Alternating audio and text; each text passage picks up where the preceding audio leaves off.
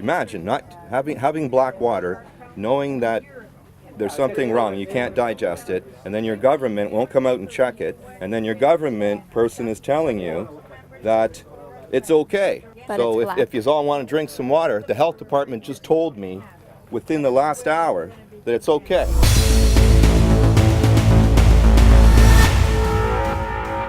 Hi, I'm Jennifer Ymanna from Torch Media. I'm here in Dresden, Ontario. I'm going to take you to Water Well's first blockade of a wind turbine construction site.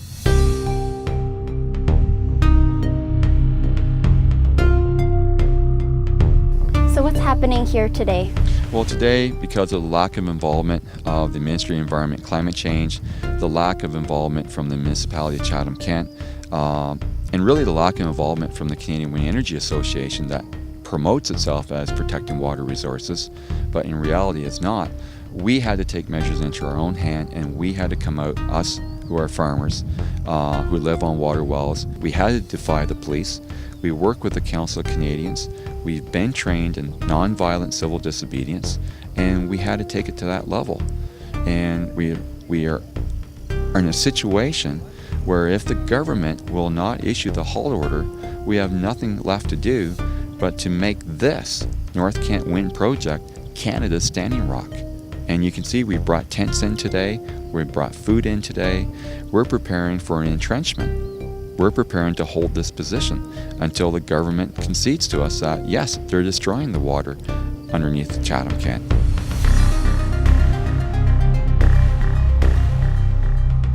Why are you here? I am here because about 10 miles behind this is the farm that my son and I own. I have 5 grandchildren that drink out of the well on that farm, which so far is okay. Tastes good. I don't know what's in it. Ministry won't come test it. I've done all the pre-testing, but the well across the road went down a month ago. I am chained here because this is the only way someone is going to pay attention and start doing a little science and research and find out why the wells are going down with the construction phase. Our municipality doesn't listen, provincial government doesn't listen. If we're chained here for a week or till we get arrested, I don't know which it'll be, but I will be chained here until I can get some answers from my grandchildren.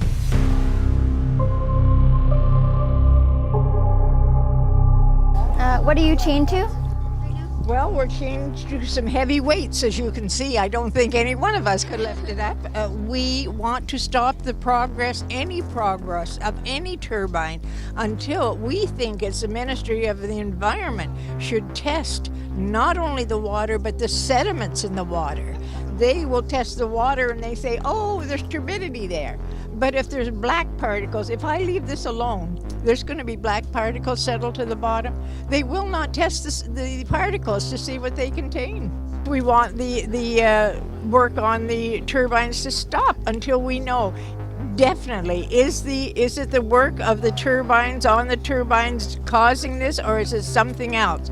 The testing our group has done is pretty certain it comes from the vibration from driving these spiles into the ground, because they're driven in deeply and they go through what we know we have underground here is Kettle Point Black Shale, and we know it contains mercury, lead, uranium, and other things that are poisonous to the human being. What is Water Wells First? Water Wells First is a grassroots organization of well owners in North Chatham-Kent. We're mostly farmers, people who live out on severed rural lots. Everyone who depends on their water supply from a water well.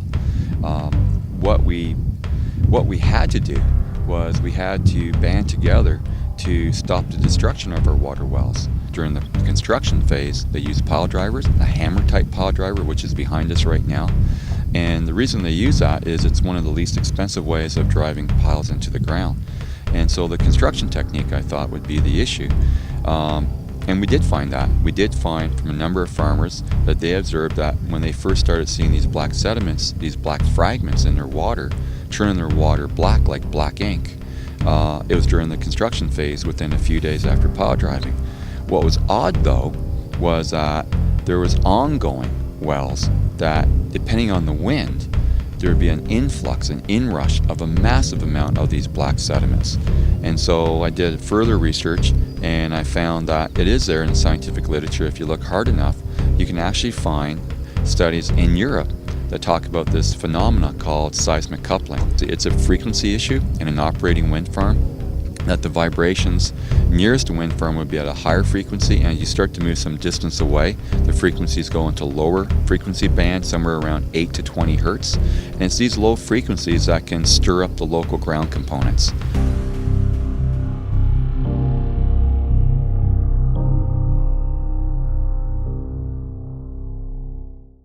When were you affected? The beginning of August. They started pile driving on the 27th of July, and by the weekend we were clogged with sediment. We couldn't get water into the house. And then by the Tuesday, we had the Ministry of Environment come out to test the water that day, and by the evening we couldn't get any water into the house. So it was completely clogged. So we went from low flow, intermittent flow to nothing over the weekend. So the pile driving was just behind us here on the Thursday, and by Friday night we had water issues. When you have hundreds of people talking and saying their well goes bad, it was good before, it isn't coincidence. Just this past weekend, we added 4 more filters onto our water system, and we've never had a filter on our system in over 80 plus years. I want to see these piles stopped today, not tomorrow, yesterday. And if they don't, they're just going to keep ruining wells all across the area. And it doesn't take much to ruin a well. My grandson is 6th generation on our farm, and I want him safe. But he's not going to be safe drinking crap like that. It's got to stop. These damn governments we've got are pitiful. They don't give a damn about the farmer or the people living rural. And wind's the worst one. Water Wells First, a grassroots organization, was very fortunate in able to find the donations from the community to put together its own multidisciplinary scientific advisory team. In that team is a hydrogeologist and bedrock geologist. They recommended that across North Chatham-Kent we install a network of these sampling stations. So they did their job here in this location at this family's home. And what happened is that as the sediments were being released, they collected in the 30 micron filter and then the 15 micron filter. And then we have a 5 micron filter and 1 micron filter. But you can see that they had plugged both the 15 and 30 micron filters. Some homes in the Dover Township area, the families are so concerned that they'll have to rip out all the plumbing in their homes. Now, black shale is a really important issue here because the black shale fragments are known to contain heavy metals such as arsenic, mercury, lead, and uranium. So this is a heavy metals contamination that's being brought forward with these sediments.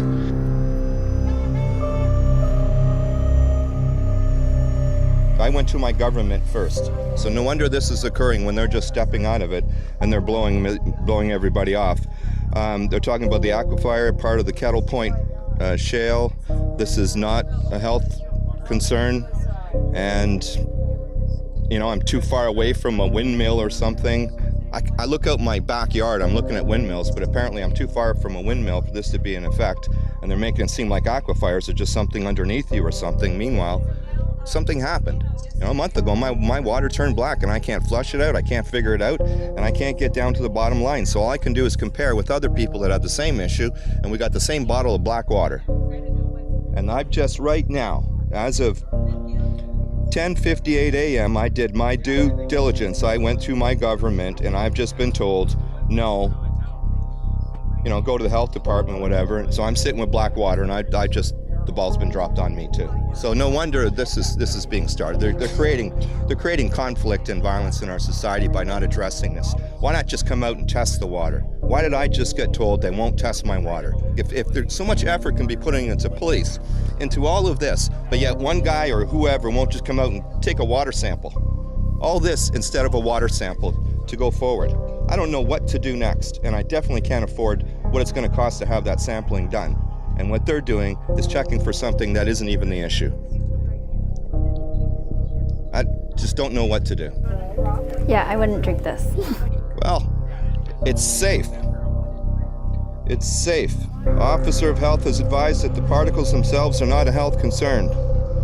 As explained during our call, your health-related concerns should be directed to the Health Unit. Chatham-Kent Health Public Unit can be reached at, and there's their number. They're going to continue to review, but at this time, the ministry is gathering all of the information, including the details of the complaint, to help whether the construction operation of wind farms is causing off-site impacts to water wells. They're still trying to decide whether there's an impact occurring here and whether they should do something about it. Why are you doing this to all these people? Why doing this to us? Why me? Why him? Why them? Why not just test the water and start working on this? Can I get your name, please? Yeah, my name is Jim Blake. I'm Communications Officer for Chatham-Kent. What is the city doing for the people today?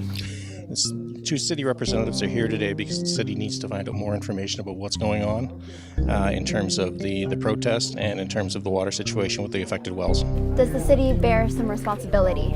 The city bears some responsibility in terms of it needs to be more involved in communicating what's going on with residents and the ministry and the developer. In terms of legislative ability, the municipality really doesn't have any because of the provincial legislation, and that's one of the issues. Years ago, before the Green Energy Act was introduced, the municipality tried to become exempt from it because they'd done some turbine project in South Kent that went very well, and that request was denied, so we're under the same legislation as everyone else in the province, and that leads to some communication issues and, frankly, some of the problems we're having here. We are losing access to clean, reliable water in southwestern Ontario. It's a horrendous story. It's happening, and it's happening from a wind farm that was told repeatedly not to do this type of construction technique.